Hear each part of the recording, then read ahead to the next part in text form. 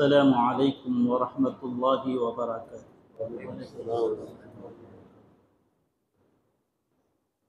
الحمد للہ والصلاة والسلام علی من لا نبی بعدہ، اما بعد، قال اللہ تبارک وتعالی وَلَقَدْ كَرَّمْنَا بَنِي آدَمَ، وقال النبی صلی اللہ علیہ وسلم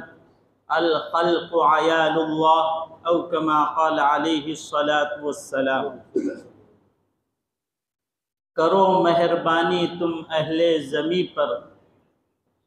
کرو مہربانی تم اہل زمیں پر، خدا مہرباں ہوگا عرش بری پر۔ محترم بزرگوں، عزیز دوستوں اور نوجوانوں، مذاکرہ چل رہا تھا نبی پاک صلی اللہ علیہ وسلم کے ان 6 احسانات پر جو آپ نے انسانیت کے لیے کیے۔ گزشتہ جمعہ 2 احسانات کا تذکرہ کیا گیا۔ پہلا احسان تھا انسانیت پر نبی پاک صلی اللہ علیہ وسلم کا، کہ آپ نے انسانیت کو عقیدہ توحید دیا، یعنی وہ انسانیت جو الگ الگ اور مختلف معبودوں کی پرستش کیا کرتی تھی، ان کو پوجا کرتی تھی اور اسی بے چینی اور بے قراری کے ساتھ زندگی گزار رہی تھی، نبی پاک صلی اللہ علیہ وسلم نے ان انسانیت کو ایک خالق، ایک مالک اور ایک معبود سے جوڑا۔ اس کے بعد وہ چین اور سکون اور راحت اور اطمینان کے ساتھ زندگی گزارنے لگے۔ دوسرا نبی پاک صلی اللہ علیہ وسلم کا احسان انسانیت پر یہ ہے کہ آپ علیہ السلام نے انسانیت کو وحدت اور مساوات کا درس دیا، کہ سارے انسان ایک ہے اور سارے انسان برابر ہے، ورنہ معاملہ یہ چل رہا تھا کہ ذات پات، حسب نسب اور تعصب کے ساتھ لوگ زندگی گزارتے تھے۔ کچھ لوگ اپنے آپ کو بہت بڑا سمجھتے تھے، خدا کا بیٹا سمجھتے تھے، خدا کا محبوب سمجھتے تھے، اور پھر وہ جو ان کے ماتحت میں ہوا کرتے تھے وہ بھی یہ سمجھا کرتے تھے کہ ان کی رگوں میں اور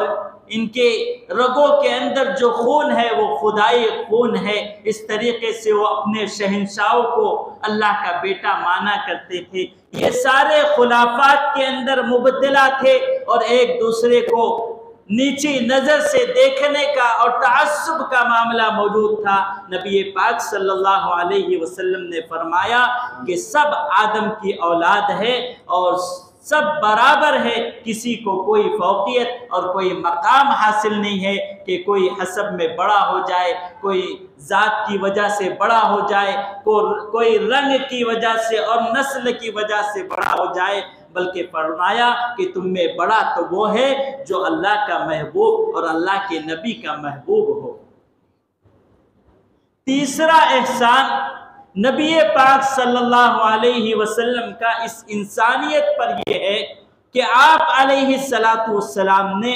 انسانیت کے احترام کا، اس کی تکریم کا، اس کی تعظیم کا درس دیا اور تعلیم دی، ترغیب دی کہ انسان کا احترام کیا جائے، اس کا اکرام اور اس کی تعظیم کی جائے۔ ورنہ معاملہ یہ تھا کہ انسانیت کو سب سے کم درجے کا سمجھا جاتا تھا، سب سے زیادہ ذلیل اور خوار انسان کو سمجھا جاتا تھا۔ انسانیت غلامی کی زندگی گزار رہی تھی۔ انسانیت کا معاملہ یہ تھا کہ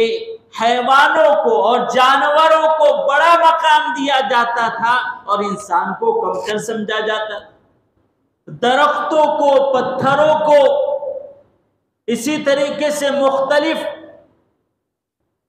معاملات ایسے تھے کہ درختوں کو کبھی بڑا پن دے دیا گیا، پتھروں کو بڑاپن دے دیا گیا اور انسان کو ذلیل اور خوار سمجھا گیا۔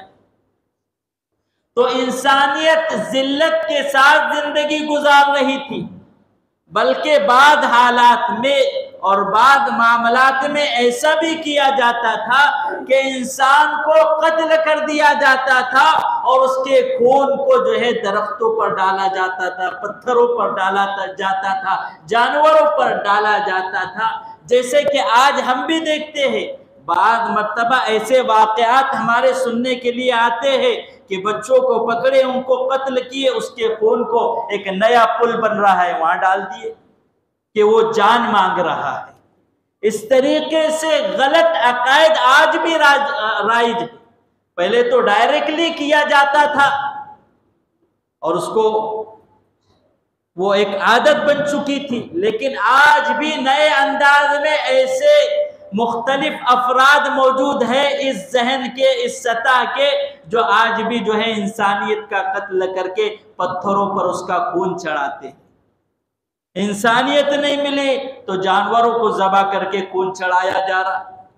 تو بہرحال بتلانے کا مقصود یہ تھا کہ بہت ساری چیزوں کو، جانوروں کو، درختوں کو، پتھروں کو، ان کو بڑا سمجھا جاتا تھا اور انسان کو ذلیل اور خوار سمجھا جاتا۔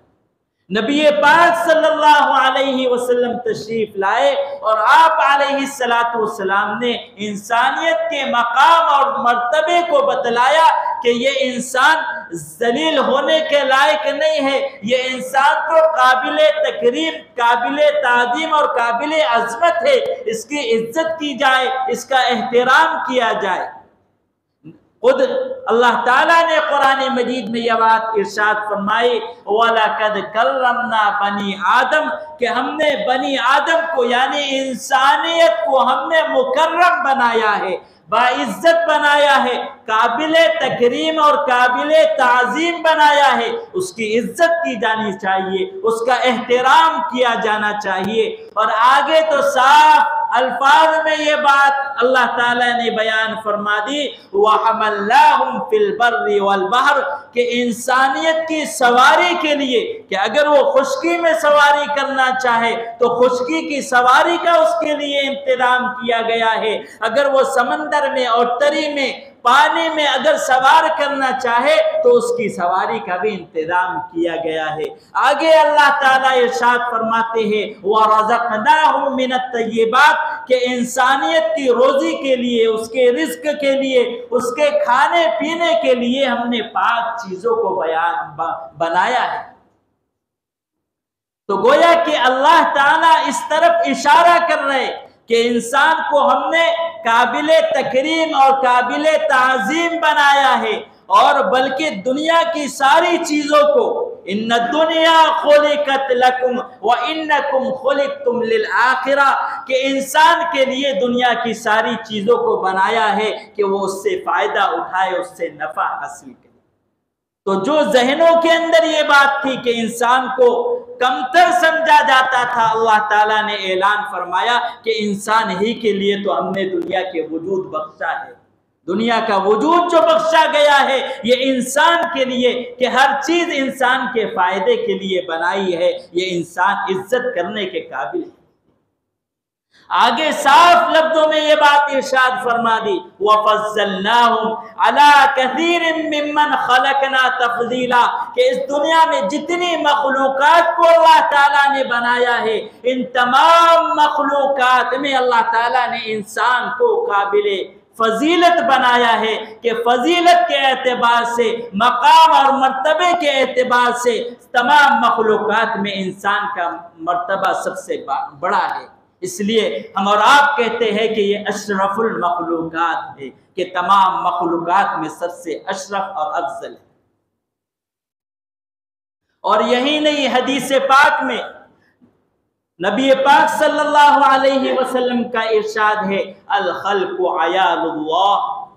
کہ اللہ تعالیٰ نے اعلان فرمایا کہ یہ ساری مخلوق، یہ سارے انسانیت، یہ اللہ کا کنبہ اور اللہ کا خاندان ہے۔ فَأَحَبُّ الْخَلْقِ إِلَى اللَّهِ مَنْ أَحْسَنُ إِلَى عَيَالِي، کہ اللہ تعالیٰ فرماتے ہیں کہ تمام انسانیت میں مجھے محبوب وہ ہے جو انسانیت کے ساتھ حسن سلوک کرے، اچھا برتاؤ کرے۔ انسانیت کے تعلق سے اللہ تعالیٰ ارشاد فرماتے ہیں وَلَا تُسَعِّرْ خَدَّكَ لِلنَّاسِ وَلَا تَمْشِ فِي الْأَرْضِ مَرَحًا۔ ایک اہم اصول بیان کیا گیا ہے کہ اگر انسان سے گفتگو کرنا ہے، ایک انسان دوسرے انسان سے گفتگو کرنا چاہتا ہے تو فرمایا کہ وَلَا تُسَعِّرْ خَدَّكَ لِلنَّاسِ، کہ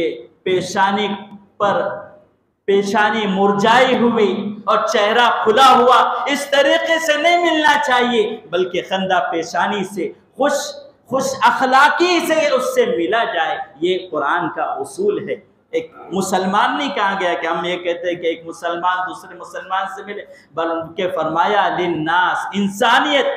چاہے وہ کسی بھی مذہب کا تعلق رکھنے والا ہو، کسی بھی مذہب اور ملت سے تعلق رکھنے والا ہو، فرمایا کہ گفتگو اگر اس سے کی جائے تو خندہ پیشانی سے پیش آیا جائے۔ یہ اسلام کا اصول ہے اور یہ سنہری اصول ہے۔ آج اگر ہم اس سنہری اصول کو نہیں سمجھتے ہیں تو یہ ہماری غلط فہمی ہے۔ اسلام کو ہم سمجھنے کی کوشش کریں کہ کتنا پیارا مذہب ہے اور کیسی انسانیت سکھلا رہا ہے، یہ سمجھنے کی ضرورت ہے اور اس پیغام کو عام کرنے کی ضرورت ہے۔ ایک دوسری آیت میں اللہ تعالیٰ ارشاد فرماتے ہیں وَقُولُوا لِلنَّاسِ حُسْنًا، یہاں پر بھی مسلمان نہیں کہا گیا بلکہ فرمایا گیا لوگوں سے اگر بات کرو تو اچھی بات کرو، انسانیت سے اگر بات کر رہے تو اچھی بات کرو۔ بلکہ ایک حدیث پاک میں یہ بات ارشاد فرمائی گئی، وہ حدیث قدسی ہے، اس میں نبی پاک صلی اللہ علیہ وسلم ارشاد فرماتے ہیں کہ اللہ تعالی ارشاد فرماتے ہیں کہ جس نے من سر لعبد لابتغاء وجہ اللہ فقد سرن، الفاظ شاید مختلف ہو سکتے ہو لیکن مفہوم یہی ہے کہ جو کوئی بندے سے کسی انسان سے ملتا ہے اور اس کو اللہ کی رضامندی کے لیے، اللہ کی خوشنودی کے لیے اس کو خوش کرتا ہے، ایسے الفاظ سے، ایسی ہمدردی سے، ایسی تسلی سے اور ایسی غمخواری سے کہ وہ بندہ جو ہے وہ انسان خوش ہو جاتا ہے، اللہ تعالیٰ فرماتے ہیں کہ گویا اس نے اس بندے کو نہیں خوش کیا، اس نے تو مجھے خوش کیا ہے۔ یہ تعلیم ہے اسلام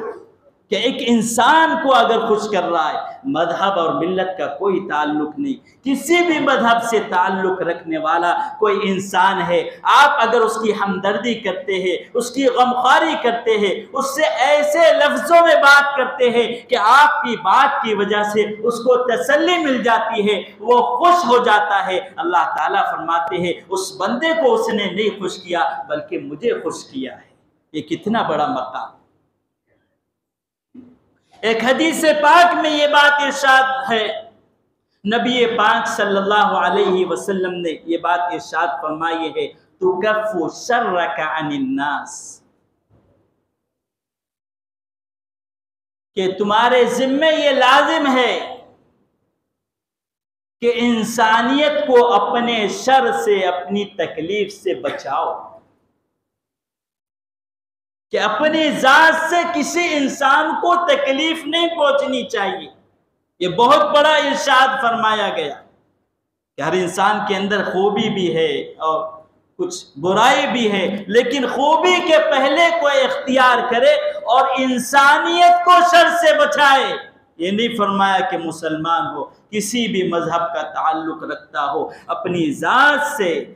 ذات سے کسی انسان کو تکلیف نہیں پہنچنی چاہیے، بلکہ جہاں نبی پاک صلی اللہ علیہ وسلم نے ایمان کے 70 سے زائد شعبے بیان فرمائے ہیں، وہاں پر ایک شعبہ یہ بیان فرمایا شعبۃ من الایمان اماطۃ الاذی عن الطریق، کہ راستے سے تکلیف دہ چیز کو ہٹا دینا یہ ایمان کے شعبے میں سے ہے۔ کہ جہاں 70 سے زائد شعبہ ہے، ایک شعبہ ایمان کا اور اسلام کا یہ ہے کہ راستے میں اگر کوئی تکلیف دہ چیز پڑی ہے، اس تکلیف دہ چیز کو ہٹا دیتا ہے تو فرمایا کہ یہ ایمان کی علامت ہے، اور ایمان اس کے اندر زندہ ہے، یہ اس بات کی علامت ہے۔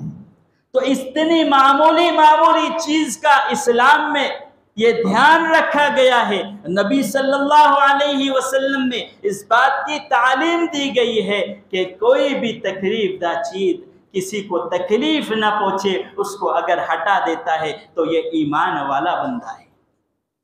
ایک حدیث میں نبی پاک صلی اللہ علیہ وسلم نے یہ بات ارشاد فرمائی، احب الناس الی اللہ من انفعهم للناس، کہ لوگوں میں سب سے زیادہ محبوب اللہ کے نزدیک وہ بندہ ہے جس سے انسانیت کو زیادہ فائدہ پہنچے۔ یہاں پر بھی انسانیت کا لفظ ہے، میں خاص بار بار اس چیز کو آپ کے سامنے پیش کر رہا ہوں کہ یہ صرف مسلمان کی بات نہیں ہے بلکہ انسانیت کی بات ہے، انسانیت کی۔ یہ اسلام کی تعلیم کو اور یہ نبی پاک صلی اللہ علیہ وسلم کی سیرت کو اور نبی پاک صلی اللہ علیہ وسلم کے اس اسوہ حسنہ کو سمجھنے کی ضرورت ہے کہ فرمایا کہ انسانیت میں کے لیے جو نفع بخش ہے وہ اللہ کے نزدیک سب سے محبوب بندہ ہے۔ بلکہ ایک حدیث میں تو یہ بات ارشاد فرمائی گئی کہ اگر کوئی شخص کسی انسان کی عزت اور آبرو کو اچھالتا ہے، جیسے کہ آج ماحول بنا ہے، معاشرے کے اندر یہ چیز رائج ہو چکی ہے کہ ایک دوسرے کی برائیوں کو دیکھنا، ایک دوسروں کی برائیوں کے پیچھے لگ جانا اور اس کو مجمع میں بیان کرنا کہ فلاں تو یہ برائی کرتا ہے، فلاں یہ برائی کرتا ہے، گویا کہ اس کی عزت اور آبرو کو مجمع کے سامنے اچھالا جاتا ہے، معاشرے اور سوسائٹی کے اندر اس کی برائی بیان کی جاتی ہے۔ نبی پاک صلی اللہ علیہ وسلم نے یہ بات ارشاد فرمائی ہے کہ اگر کسی انسان نے کسی انسان کی عزت اور آبرو کو اچھالا تو فرمایا کہ اس نے گویا کہ کعبۃ اللہ کو ڈھا دیا، یعنی انسان کے مقام کو اتنا بلند کیا ہے کہ کعبۃ اللہ کو ڈھانے کے مقابلے میں گویا کہ وہ آ گیا ہے جو انسان کی عزت اور آبرو سے کھلواڑ کرے۔ تو کتنا بڑا مقام دیا ہے انسان کو کہ کعبۃ اللہ سے زیادہ مقام اس کو بڑھا دیا ہے کہ کعبۃ اللہ کو اس نے ڈھا دیا جس نے انسان کی عزت اور تکریم نہیں کی، اس کی برائی کو اچھالا۔ بلکہ آپ اندازہ لگائیے، قرآن مجید کی آیت میں اللہ تعالیٰ ارشاد فرماتے ہیں، من قتل نفسا بغیر نفس او فساد فی الارض فکأنما قتل الناس جميعا، کہ جس نے کسی انسان کو ناحق قتل کیا یا زمین میں فساد مچانے کی کوشش کی، کوئی ایسی بات کہہ دی، کوئی ایسا جملہ کہہ دیا جس سے انسانیت میں فساد برپا ہو، فرمایا فَكَأَنَّمَا قَتَلَ النَّاسَ جَمِيعًا، کہ اس کی یہ غلطی، اس کا یہ جملے بولنا یا کسی انسان کو ناحق قتل کر دینا ایسا ہے گویا کہ ساری انسانیت کو اس نے قتل کر دیا۔ یہ کتنا بڑا گناہ ہے۔ یہ اسلام کی تعلیم کو ہم سمجھے، یہ قرآن مجید کی تعلیم کو ہم سمجھے اور انسانیت تک یہ پیغام پہنچائے کہ ہمارا اسلام اس خوبی کا حامل ہے، اس کمالات کا حامل ہے کہ ایک انسان کو اگر قتل کر دیا جاتا ہے ناحق طور پر، یا کوئی ایسا جملہ یا کوئی ایسی بات یا کوئی ایسا فعل یا عمل کر دیا جاتا ہے جس سے امت کے اندر افتراق پیدا ہو، امت کے اندر فساد برپا ہو یا امن اور سکون جو ہے ختم ہو جائے، فرمایا کہ اس کی برائی اللہ تعالیٰ ایسی بیان کر رہے ہیں جیسے کہ اس نے ساری انسانیت کو قتل کر دیا۔ آگے فرمایا وَمَنْ أَحْيَاهَا فَكَأَنَّمَا أَحْيَا النَّاسَ جَمِيعًا، کہ جس نے کسی انسان کو زندہ رکھا، اس کو امن و چین اور سکون کے ساتھ زندگی دی تو گویا کہ ساری انسانیت کو اس نے زندگی۔ تو یہ اسلام کا پیغام ہے، یہ نبی پاک صلی اللہ علیہ وسلم کا احسان ہے جو احترام انسانیت سکھلایا ہے۔ تو ضرورت اس بات کی ہے کہ ہم احترام انسانیت خود بھی اختیار کریں کہ کوئی بھی شخص ملے، چاہے وہ کسی بھی مذہب اور ملت سے تعلق رکھتا ہو، آپ سے گفتگو کا انداز اس کا بہتر ہونا چاہیے، آپ کا گفتگو کا انداز بہتر ہونا چاہیے، اس کے ساتھ اخلاق سے آپ برتاؤ کریں، بلکہ اس کے ساتھ ہمدردی کا اور غمخواری کا سلوک کریں۔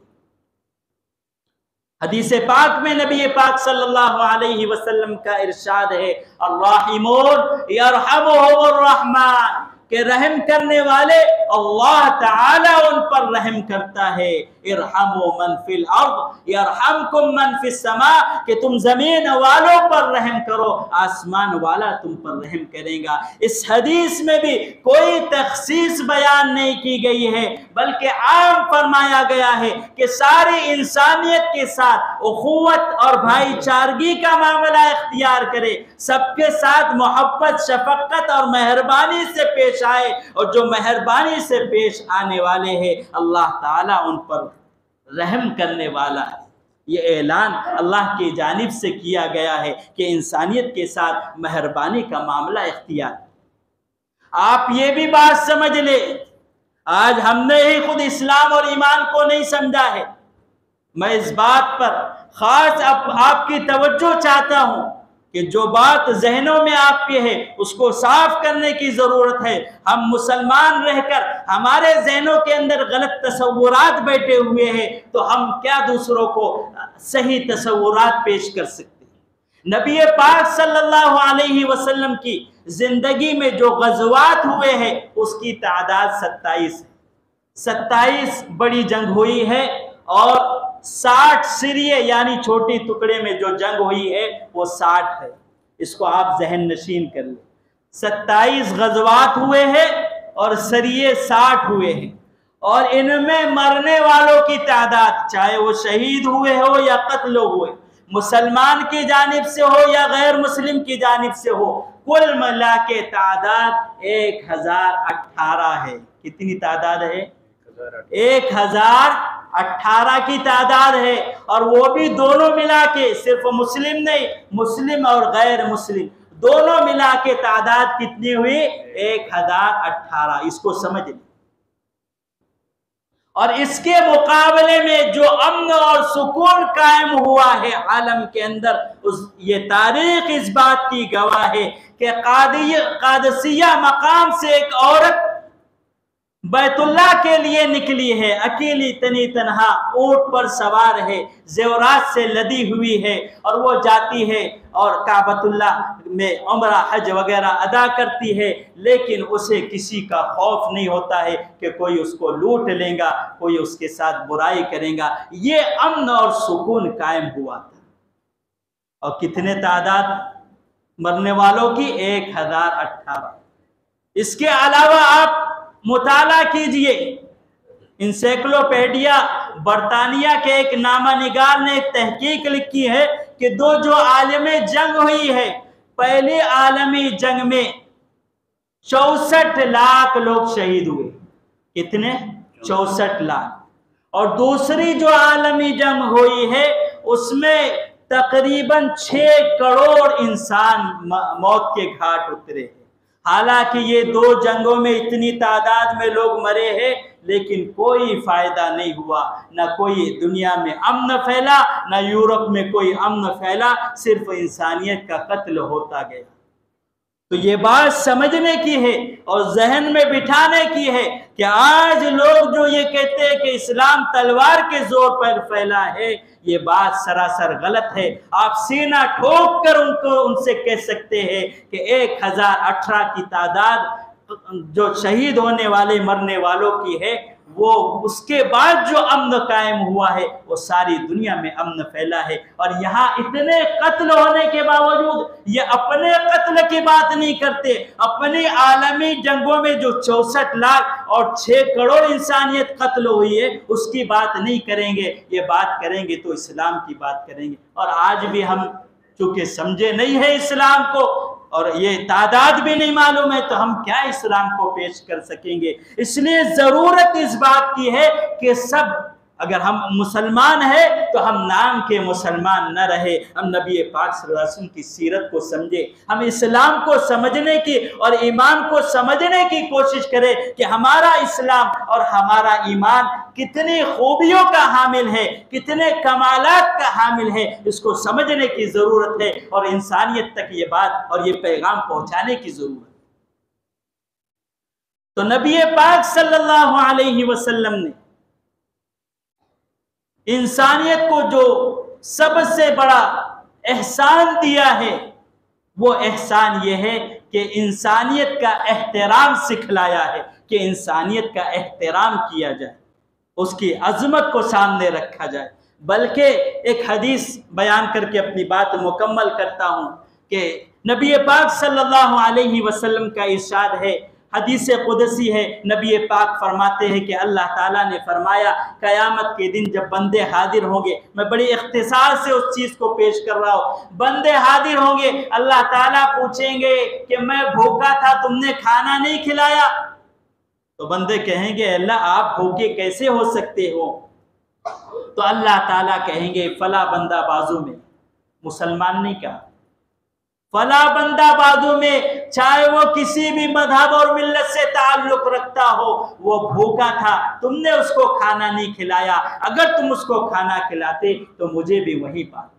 اسی طریقے سے اللہ تعالیٰ کہیں گے کہ میں پیاسا تھا، تم نے پانی نہیں پلایا، کہاں لوگ کہیں گے آپ کیسے پیاسے ہو سکتے ہیں کہ بازو میں آپ کا پڑوسی تھا، کوئی مذہب اور ملت کا تعلق نہیں، ایک انسان بازو میں تھا، وہ پیاسا تھا، آپ نے پانی نہیں پلایا، وہ ضرورت مند تھا، آپ نے ضرورت نہیں پوری کی، تو اللہ تعالیٰ کے یہاں پوچھ ہوگی۔ اس لیے ہم سمجھے کہ اللہ تعالیٰ نے انسانیت کی ہمدردی کا اور انسانیت کی غمخواری کا کتنا خیال رکھا ہے کہ اپنے آس پڑوس میں چاہے وہ کسی بھی مذہب سے تعلق رکھتا ہو، کوئی بھی انسان اگر موجود ہے، اس کی ہمدردی ہمارے ذمے لازم اور ضروری ہے، اور یہ ایمان کا جزو لازم ہے۔ اگر آپ ایمان والے ہیں تو آپ اس کی ہمدردی کی کوشش کریں گے، اس کی غمخواری کی کوشش کریں گے، اس کی باز پرس کریں گے، اس کے غم میں، اس کے خوشی میں شامل ہوں گے، تاکہ جو ہے یہ ایمان آپ کے اندر سے جھلکے، اور یہ ایمان کا جزو لازم ہے۔ یہی اسلام اور ایمان کی تعلیم ہے جو باتیں بتلائی گئی ہے۔ اللہ تعالیٰ عمل کی توفیق نصیب فرمائے، ہمیں بھی اسلام کو سمجھنے کی اور ساری انسانیت تک اسلام کے پیغام کو پہنچانے کے لیے قبول فرمائے۔ وآخر دعوانا الحمدللہ۔